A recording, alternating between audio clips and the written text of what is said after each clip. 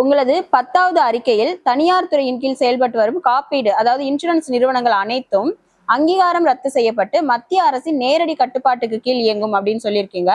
எதனால இந்த திட்டத்தை நீங்க கொண்டு வரீங்க? இதனால கவர்மெண்ட்டுக்கு என்ன பெனிஃபிட்?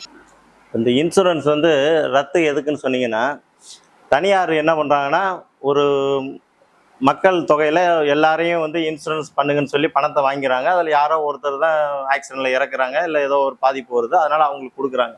மிச்ச பணம் லாபமாக போயிடுது. இது தனியாருக்கு கொடுக்கறனால அந்த லாபம் பூரா அதிகமாக அவங்களுக்கு போயிடுது.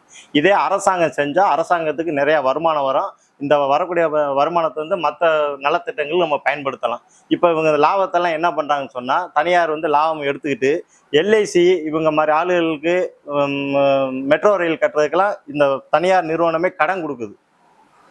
கடன் கொடுத்து அதில் இன்னும் அதிக லாபம் பண்ணுறாங்க. இது அரசாங்கமே இதை முன்னெடுத்து பண்ணால் அதிக லாபம் அரசாங்கத்துக்கு வரும். நலத்திட்டங்களுக்கு இந்த பணத்தை நம்ம பயன்படுத்தலாம். அதன் அடிப்படையில் தனியாருக்கு கொடுக்கறத ரத்து செய்கிறோம்.